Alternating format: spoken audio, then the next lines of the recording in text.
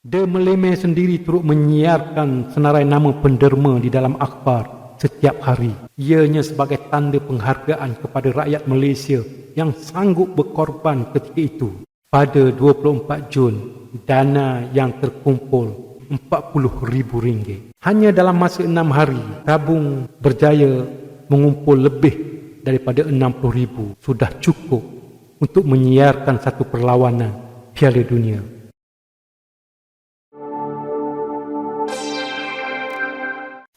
World Cup bola sepak memang menjadi medan yang ditunggu-tunggu oleh semua masyarakat di dunia ni. Tapi untuk topik ini tumpuan kita kepada Piala Dunia 1982 yang berlangsung di Sepanyol.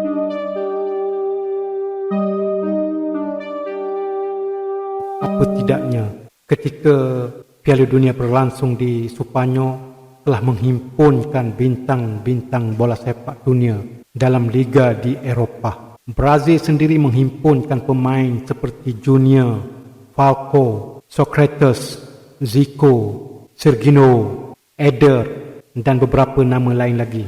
Tim yang dicanang-canang bakal membawa balik Piala Dunia ke negaranya. Namun sebaliknya yang berlaku. Ketika itu seluruh bumi Sepanyol mengharapkan Piala Dunia 1982 akan kekal dan tidak berganjak dari buminya itu. Itulah harapan seluruh rakyat Sepanyol sebab Piala Dunia tahun ini berlangsung di negaranya.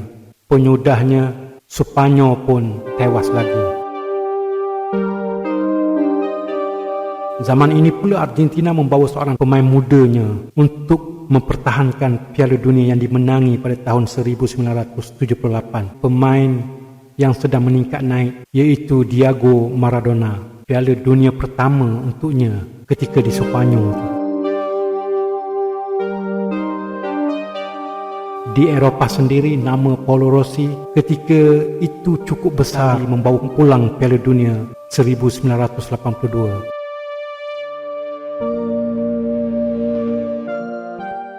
Prancis juga tidak kurang hebat ketika itu dengan memiliki Michael Platini.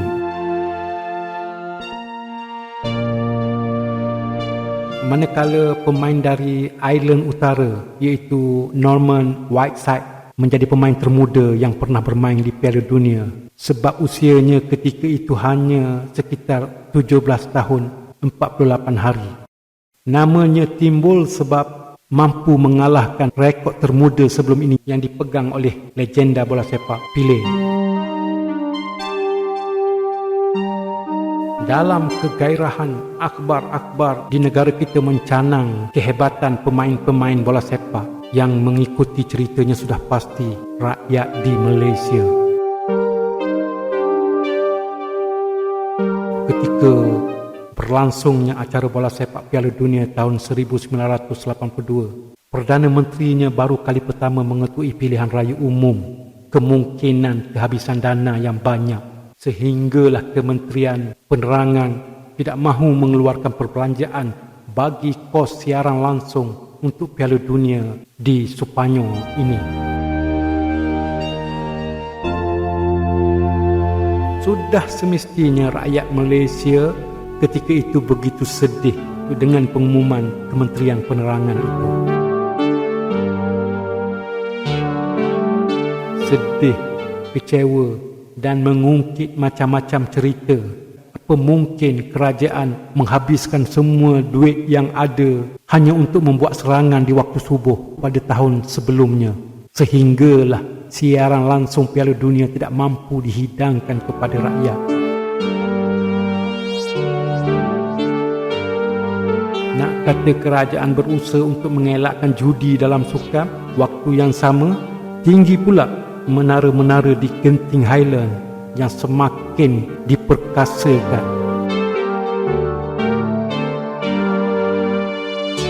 Ada juga yang cukup positif dengan keputusan kerajaan tidak membawa Piala Dunia ke siaran TV di Malaysia. Kononnya kerajaan begitu ingin berlaku adil kepada kebanyakan rumah yang belum ada TV. Pendalaman-pendalaman seperti Gua Musang, Sabah dan Sarawak ketika itu terlalu banyak tempat yang langsung tiada signal pemancar siaran televisi.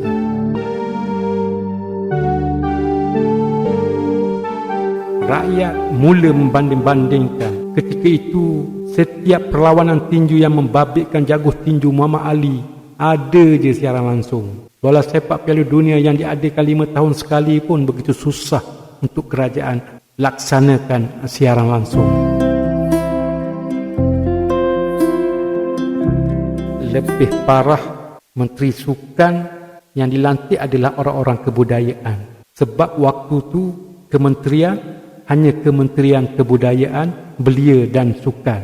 Sukan tu di paling belakang.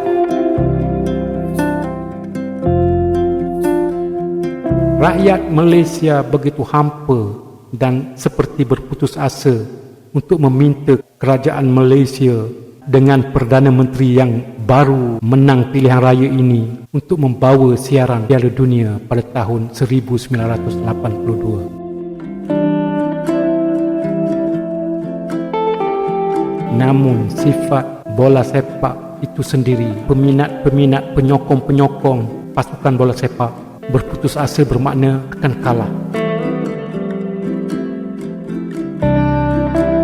Tiba-tiba timbul satu nama, Peter Teo, yang sangat kecewa dengan pengumuman yang dibuat oleh RTM berkaitan siaran TV untuk bola sepak Piala Dunia tahun 1982 itu. Peter Teo menghubungi syarikat akhbar yang selalu dibacanya, iaitu The Malay Mail, pada 14 Jun 1982. Satu cadangan yang kemudian menjadi sejarah dan memori yang sangat indah dalam dunia bola sepak di negara ini. Peter mencadangkan kepada The Malay Mail agar menyiarkan satu iklan untuk mengajak seluruh rakyat Malaysia mendermakan RM1 kepada RTM supaya RTM mempunyai dana yang cukup untuk menyiarkan perlawanan Piala Dunia 1982 itu. Yang lebih menarik, hari Peter memberi cadangan itu adalah tarikh 14 Jun 1982, perlawanan pertama Piala Dunia yang berlangsung di Sepanyol di antara Argentina yang kalah 0-1 kepada Belgium. Rancangan Peter cukup mudah, mewujudkan satu tabung untuk kumpul dana dan semua rakyat Malaysia tanpa mengira kaum dan agama menyumbang RM1 atas prinsip yang satu, cinta kepada bola sepak.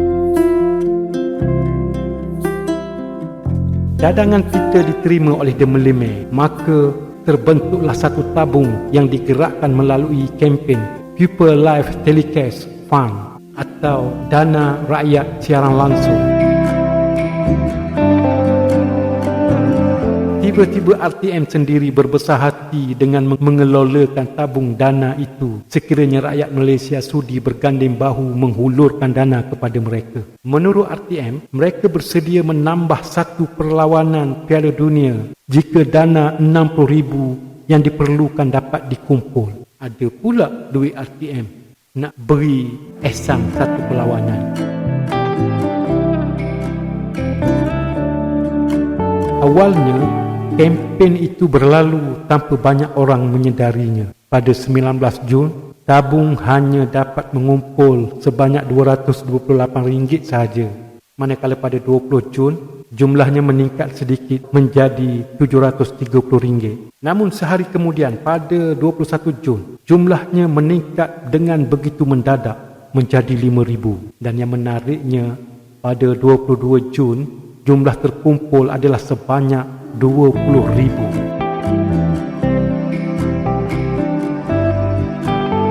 Pusingan awal Piala Dunia di Sepanyol ketika kutipan sedang dibuat tu sebenarnya sedang berlangsung bermula daripada 14 Jun hingga 26 Jun.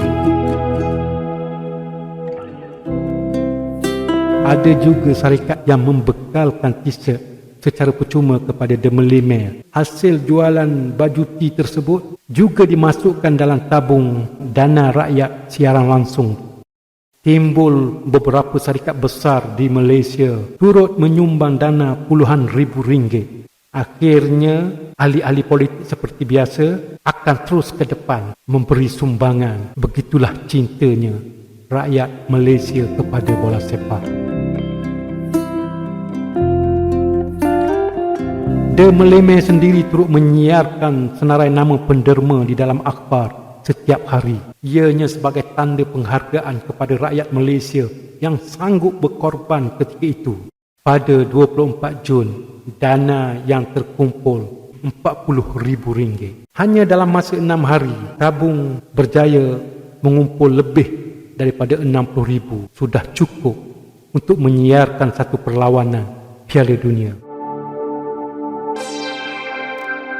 Rupanya ia tidak berhenti di situ. Rakyat Malaysia mahukan lebih daripada satu perlawanan tambahan. Pada 25 Jun, dana PLTF ini meningkat menjadi RM156,000. Cukup untuk 2 perlawanan tambahan.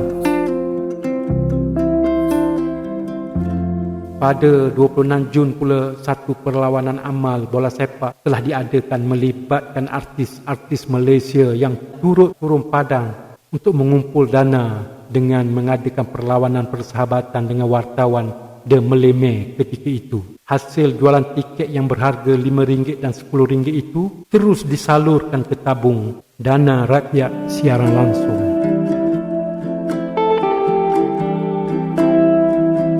Akhirnya, dengan usaha gigih rakyat Malaysia yang dimulakan oleh seorang yang bernama Peter Teo, rakyat Malaysia berjaya mengumpul dana sebanyak RM300,000. Bermakna lebih daripada satu perlawanan tambahanlah yang mampu ditonton oleh seluruh masyarakat di Malaysia untuk Piala Dunia 1982 di Sepanyol.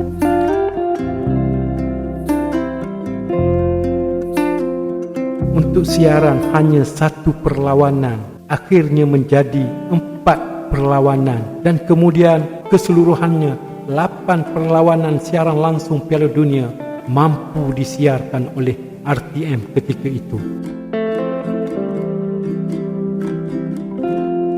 Antara perlawanan-perlawanan tambahan iaitu perlawanan di antara England melawan Jerman Barat berkesudahan 0-0. Begitu juga perlawanan antara Soviet Union melawan Poland juga 0-0. Kemudian dapat pula melihat perlawanan Itali melawan Brazil yang akhirnya dimenangi oleh Itali 3, Brazil 2. Perlawanan yang diiktiraf sebagai perlawanan terbaik sepanjang penganjuran Piala Dunia. Itali akhirnya muncul sebagai juara Piala Dunia dan dapat lagi ekstra melihat England melawan Sepanyol juga berkesudahan 0-0. RTM tidak berhenti setakat itu sahaja. Dengan lebihan dana yang ada, RTM kemudian menghadiahkan satu perlawanan tambahan buat rakyat Malaysia, iaitu perlawanan amal UNICEF Match All-Star pada 7 Ogos. Perlawanan menemukan FIFA World Star melawan Europe All-Star. Kesudahannya FIFA World Star mendapat 2 gol dan lawannya Europe All-Star mendapat 3 gol. Cukup menyentuh hati semua penonton ketika itu apabila RTM menghargai jasa rakyat Malaysia mengumpulkan dana dengan meletakkan pada skrin perlawanan tersebut. Siaran langsung ini ditaja Rakyat Malaysia bagi kesemua 5 perlawanan tambahan tersebut.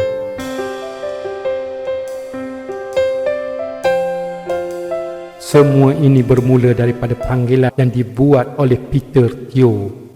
Rakyat Malaysia bersatu hati demi bola sepak, demi Piala Dunia. Terima kasih Peter.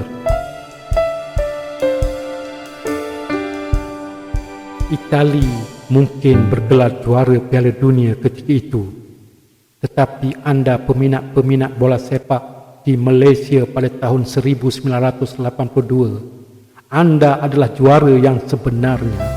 Respect. Seperti biasa, jangan lupa tekan button subscribe dan kongsikan cerita ini. Sekian, terima kasih.